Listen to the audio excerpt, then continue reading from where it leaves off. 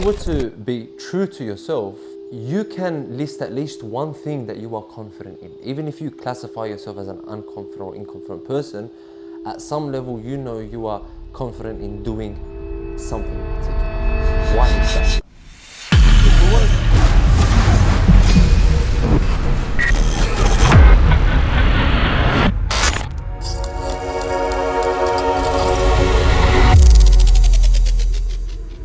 People usually think, or for some reason, they believe that you're either born confident or you're born unconfident. And what happens is, because of that belief, they grow up just accepting the fact that they aren't confident. The reality is they haven't thought about what confidence actually is. If we wanted to dissect it, confidence isn't just an attribute that you're born with or that you're gifted by God. Confidence is built. It's built through a few different factors. The first thing you need to understand about being confident is repetition is key. No one ever became great at something or confident in their abilities without constantly trying that particular action repetitively and repetitively. But also, it comes down to belief. Believing that you are able to get better. So, what is confidence? Essentially, it starts with belief. It all comes down to, do you believe you can do X or not? Do you believe that God created you as a bad public speaker, that you just cannot be a confident public speaker? Or do you believe that you can? If you believe that you can't, there's a problem. We have to address that, because you have to ask yourself, why is it that you feel like you can't? So is it because you tried public speaking when you were in year 4 or year 5, and all your classmates started to laugh at you, and from that moment you just believed that I'm never gonna do this, it's too painful, and just never tried it again? And because you never tried it again, you just felt like it's something that you cannot master, therefore you cannot be confident in? Is it just your belief coming from there? If you believe that, oh, hold on a second, so I have tried public speaking, I have relatively failed and people were laughing at me, but that doesn't necessarily mean that I cannot become better. You start there. Then it goes to the next level, to the next stage. When you believe that you can, then it comes down to action. It comes down to repetition. Repetition is key. When you constantly do something, the better you get at it. Think about a game like Fortnite. Let's say you play Fortnite. And right now, you classify yourself as a very confident Fortnite player. You are a master in your trade. But when you first started, you weren't a master at Fortnite. You were probably losing every single match. So why are you confident now and you weren't confident then? Repetition. You've played it that many times that you've become good at it. So it starts with belief, then it comes to action and repetition, then comes results. Results, results, results. Your results determine everything. And mind you, I'm not saying your successful result. I am saying your result. The more you do something, either you get better at it, you make a mistake and you learn from it, or you completely succeed. But if you realize there's no failure in the equation, so your results play an integral role. Now, to make this clearer for you so you can sort of digest it in a more practical way, I want to use momentum as an example. The building blocks of momentum. I'm sure you've watched a sports game, like a soccer game, where a team is losing 2-0, and then 80th minute comes. The player scores a goal. It's 2-1. Then 85th minute, player comes, scores another goal, 2-2. 90th minute, scores a goal, 3-2. What a comeback, they win. How come it took them to the 80th minute? And why was that after that first goal that they were able to defeat them? Was it because now just God miraculously gave them the confidence? Or is there something else?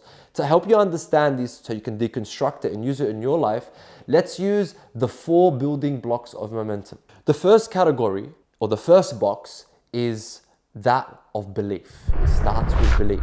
Your belief and your certainty. Then that takes you to the next box, and that is your skill and your potential, which takes us to the third box, which is our action or repetition, which takes us to our results. Now, if you believe in yourself enough to do a particular task, what's going to happen is that's going to allow you to access your potential and your skill. If you've acquired the skill over time, then you've got access to a lot of skill.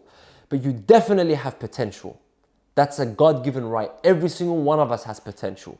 Your ability to learn and grow unlimitedly is your potential. You can right now pick up an arts course if you're not creative and you don't like drawing and painting. You can pick up an arts course right now and become a great artist through repetition. So we have potential and we have skill.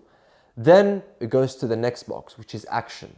The more access I have to skill and the more I access my potential through my belief, the more action I put in. The more better quantity of action and quality.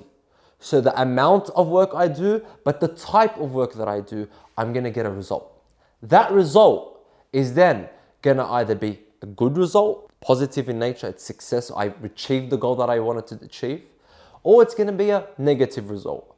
The negative result, or I perceive it as negative, is the result that I wasn't expecting or didn't want in the first place. These results are then gonna affect my belief. Either they're going to increase in my belief in myself or they're going to decrease in my belief in myself.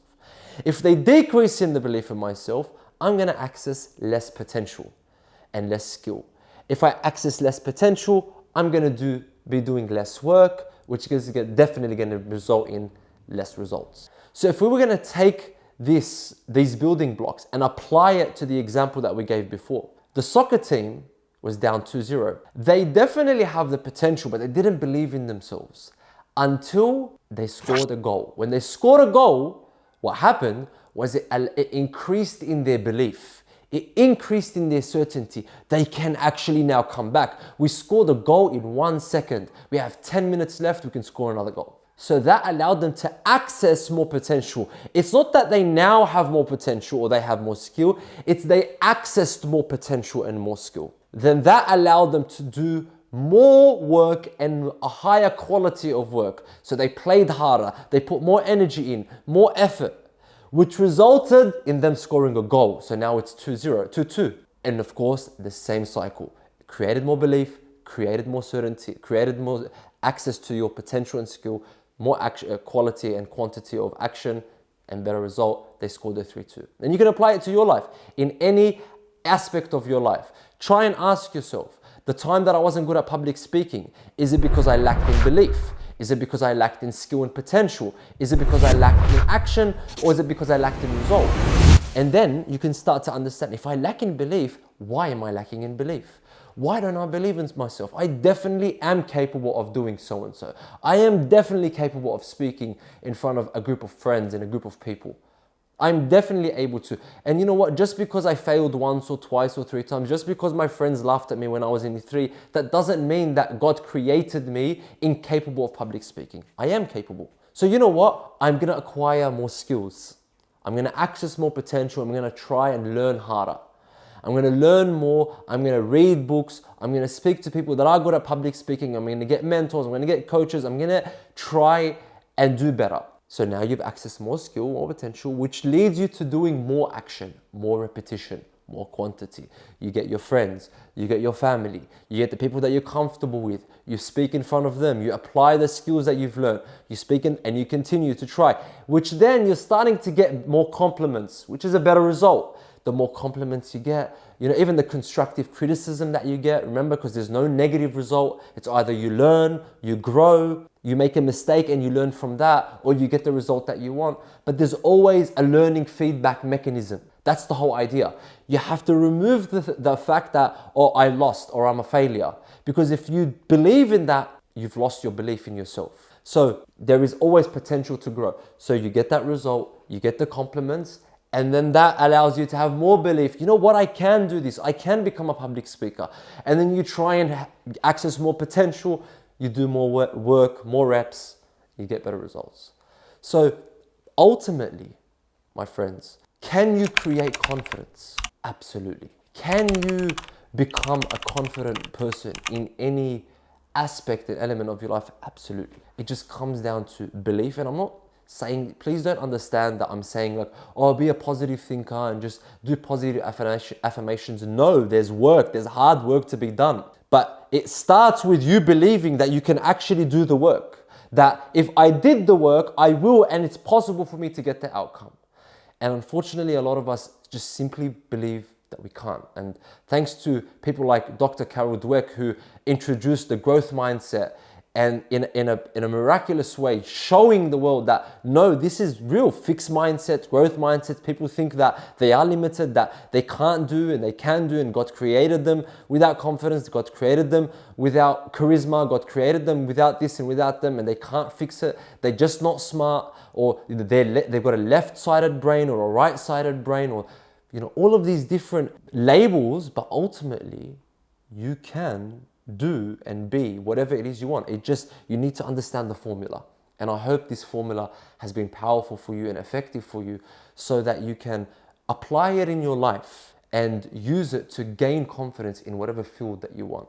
Now, I'm going to provide you some resources, free resources, in the description below. Feel free to access that to just help you build these pillars of momentum, as we call them. And please feel free to leave a comment in the section below of what you would like to hear more about. And if you have any questions, thank you very much for watching. I'm Mohamed. Peace be upon you.